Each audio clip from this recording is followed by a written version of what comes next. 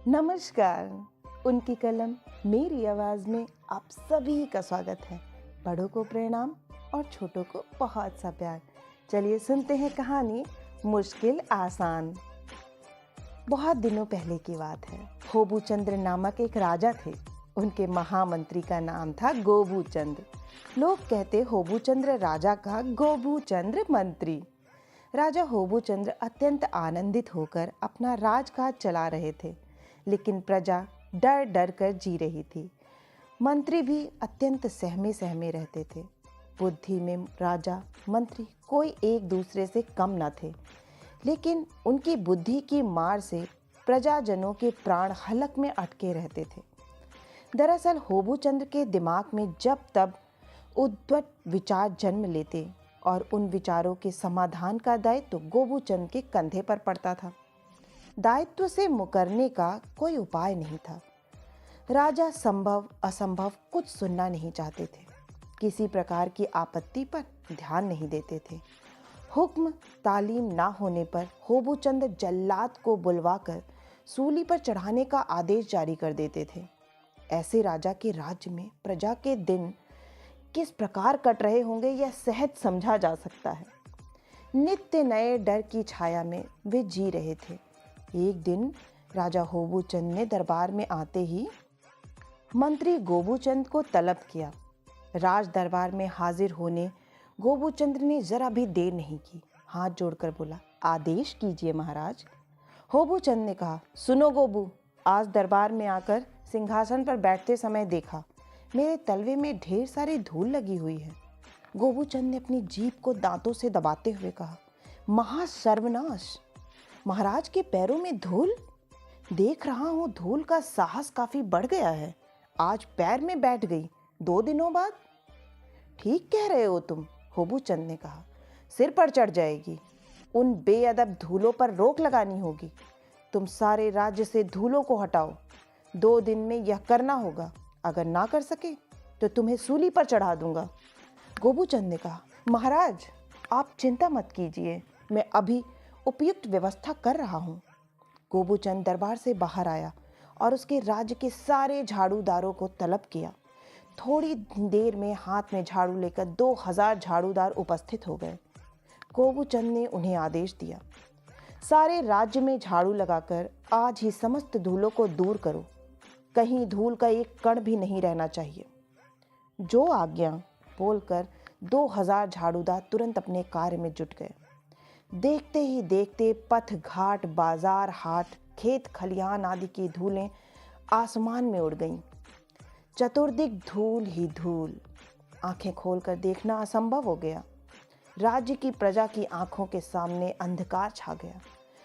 चारों ओर से सिर्फ एक ही स्वर, गया रे मर गया रे मर गया। लेकिन झाड़ूदारों को रोकने की हिम्मत किसी में नहीं थी। मंत्री गोबूचंद का हुक्म था। इधर अपने महल के बाहर शोर सुनकर गोबूचंद ने अपनी खिड़की को खोल कर देखा तो वे अवाक रह गए। यह क्या कांड हो गया है? रास्ते, मैदान, घर द्वार, पेड़ पौधे सब कहाँ चले गए? ऐसा लगता था मानो धूल के बादलों ने सबको ढक दिया हो। कुछ ही क्षणों में ढेर सारे धूलों ने खिड़की से प्रवेश कर राजा के मुंह, आंख, कानों को आच्छादित कर दिया। होबूचंद्र की आंखों के आगे अंधेरा छा गया। उनके दांत कड़कड़ाने लगे। शीघ्र खिड़की को बंद कर अत्यंत गुस्से में पुकारा, गोबूचंद। गोबूचंद दौड़ा आया और हाथ जोड़कर बोला, आदेश कीजिए प्रभु। जोर से गरजते हुए होबूचंद ने कहा, तुम्हारे प्रभु की ऐसी की तैसी, यह सब क्या शुरू किया है तुमने? तुम क्या अंधे हो गए हो? धूलों के गुबार में सब ढक गया है। सब झाड़ूदारों को जल्दी से रोको। गोबूचंद ने कहा, तब धूलों का क्या करना होगा महाराज? होबूचंद ने कहा, धूल हटाने का उपाय तुम करो। सारे राज्य की प्रजा में इस धूल के कारण हाहाकार मचा हुआ है। गोबूचंद ने कहा, ठीक है महाराज, कोई दूसरा उपाय करता हूँ। होबूचंद ने कहा, 2 दिनों के अंदर धूलों को हटाओ, नहीं तो सूली पर चढ़ा दूंगा।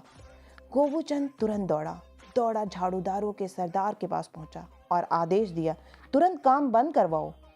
झाड़ूदारों ने झाड़ू देना तो बंद कर दिया। परंतु उड़ती धूलों को किसी भी प्रकार रोका ना जा सका। गोबूचंद ने सिर खुजलाते हुए सोचा, धूलों को उड़ने से कैसे रोका जाए। उसकी बुद्धि बहुत तेज थी। झाड़ूदारों का काम बंद करवाकर उसने भिश्तियों को बुलवाया। राज्य के 2000 भिश्ती अपनी आंखें रगड़ते हुए हाजिर हुए।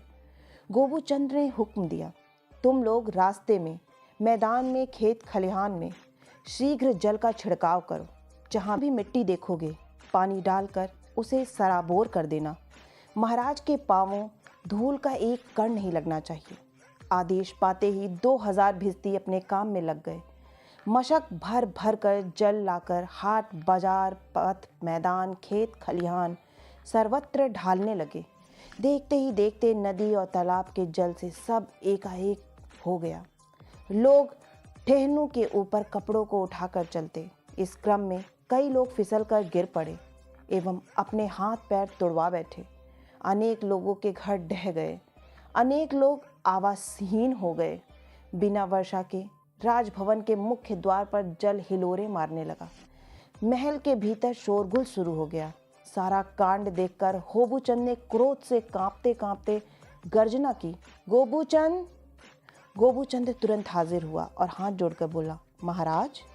होबूचंद बोले, तुम्हें मैं सूली पर चढ़ाऊंगा, फांसी पर लटकाऊंगा। यह सब हो क्या रहा है? गोबूचंद ने कातर आवाज में कहा, धूल हटाने की व्यवस्था हो रही है महाराज।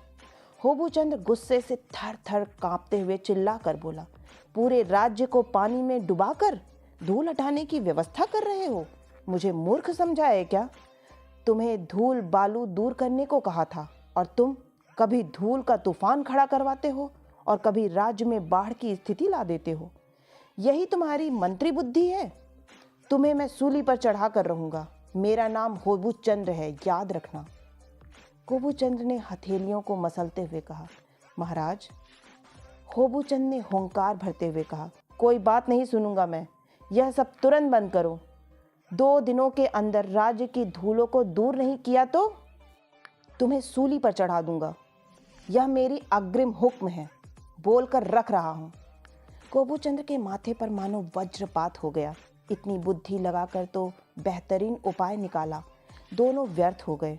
अब क्या उपाय है? सोच सोच कर गोबूचंद अपने केश और अपनी दाढ़ी नोचने लगा। एक बार उसके मन में विचार आया कि राजा के दोनों पैर काट देने से समस्या दूर हो जाएगी। इससे राजा के पैरों में धूल लगने की समस्या ही खत्म हो जाएगी। फिर सोचा, समूचे राज्य में मिट्टी के ऊपर अगर चटाई बिछा दी जाए तो समस्या खत्म हो जाएगी। लेकिन कोई भी बुद्धि उसे युक्ति संगत नहीं लग रही थी। सबके साथ कुछ असुविधाएं जुड़ी हुई थी। चिंता के कारण गोबूचंद की दशा पागलों जैसी होती जा रही थी। उसे लग रहा था कि अंततः उसे सूली पर चढ़कर मरना ही होगा। उसकी वैसी ही पागलपन की अवस्था में उसके नौकर ने खबर दी, एक गंवार आदमी आपसे मिलने आया है हुजूर। गोबूचंद को क्रोध तो बहुत आया, परंतु कुछ सोचकर पूछा, क्या चाहता है वो? नौकर ने कहा, जी ऐसा तो उसने कुछ नहीं कहा, सिर्फ यही कहा कि मंत्री महाशय से भेंट करना चाहता हूँ। गोबूचंद बोला, बुलाओ, देखता हूँ कौन है। बहुत पाप ना करने से कोई राजा का मंत्री नहीं होता। थोड़ी ही देर बाद फटी पुरानी पैबंद लगी कमीज पहना हुआ बेचारा सा दिखने वाला एक आदमी वहां आया और उसने गोबूचंद को साष्टांग प्रणाम किया। उस व्यक्ति के हाथ में एक लंबा पके हुए चमड़े का टुकड़ा था, कंधे पर एक चिक्कट झोला। प्रणाम करके उठने के बाद उस आदमी ने कहा, मुझे एक बार महाराज के पास लेकर चलिए, मैं उनके पैरों में धूल ना लगने की व्यवस्था कर दूंगा। सुनते ही गोबूचंद उछल कर बोला, सच कह रहे हो? तब तो शीघ्र चलो मेरे साथ। गोबूचंद उस आदमी को साथ लेकर होबूचंद के दरबार में उपस्थित हुए। कान छूती हंसी के साथ बोले, महाराज समस्या का समाधान मिल गया। यह आदमी आपके पैरों में धूल लगने नहीं देगा। उस आदमी ने होबूचंद को प्रणाम करते हुए कहा, महाराज आपके पैरों में धूल नहीं लगेगी, राज्य जल में नहीं डूबेगा, धूलों के गुबार से लोग काना नहीं होंगे। मेरे पास ऐसी व्यवस्था है, यदि आप आदेश दें तो कर सकता हूँ। सिंहासन पर चौकस होकर बैठने के बाद होबू चंद ने कहा, यदि ना कर सके तो तुम्हें सूली पर चढ़ाऊंगा। उस आदमी ने हंसकर कहा, जितनी बार आपकी इच्छा हो। अब कृपया अपने दोनों पैर आगे कीजिए। होबू चंद ने अवाक होकर दोनों पैर आगे कर दिए। उस आदमी ने जमीन पर बैठकर अपने झोले से हथौड़ी, रापी, छुरी, कांटी, सुई धागा आदि निकाला। उसके बाद होबू चंद के तलवे की माप लेकर कुछ ही देर में चमड़े की एक जोड़ी चप्पल बना दिया। दोनों चप्पलों को होबू चंद के पैरों में पहनाकर उस आदमी ने कहा, महाराज अब आप चलकर देखिए। होबू चंद तुरंत सारे दरबार में, घर के बाहर बरामदे में चहलकदमी करने लगा। बार बार पैर उठाकर देखते, नहीं, पैर में कहीं धूल नहीं लगी है। अंदर आकर होबू चंद अत्यंत प्रसन्न होकर बोले, बहुत अच्छी चीज़ बनाई है तुमने, तुम्हारी बुद्धि अत्यंत तीव्र है, तुम ही मेरा मंत्री बनने के योग्य हो। मंत्री पद को हाथ से जाते देख होबू चंद ने तुरंत महाराज के कान में कहा, यह बुद्धि तो मेरे मन में थी। यह आदमी निश्चय कोई जादू जानता है, अन्यथा इसे पता कैसे चला। होबू चंद ने आंखें तरेर कर गोबू चंद को देखा और कहा, सारे राज्य में घोषणा करवा दो कि अब से सबको चमड़े की चप्पल पहननी होगी। जो मेरा आदेश नहीं मानेगा उसे सूली पर चढ़ा दिया जाएगा और कल से तुम चमड़े की चप्पल पहनकर राजसभा में आओगे। गोबू चंद ने कहा, आपका आदेश सिरोधार्य है महाराज। आशा है कि आपको यह कहानी बहुत ही पसंद आई होगी। अगर पसंद आई है तो एक लाइक करें, इससे मुझे प्रोत्साहन मिलता है। नीचे कमेंट करके बताएं कि आपको कहानियाँ कैसी लग रही हैं। अपनों के साथ शेयर करें और अगर आप इस चैनल से जुड़ना चाहते हैं और इसी तरह की कहानियाँ सुनना चाहते हैं तो इस चैनल को सब्सक्राइब करना ना भूलें। फिर मिलती हूँ एक नई कहानी या कविता के साथ। तब तक के लिए आप सभी का सुनने के लिए बहुत बहुत धन्यवाद।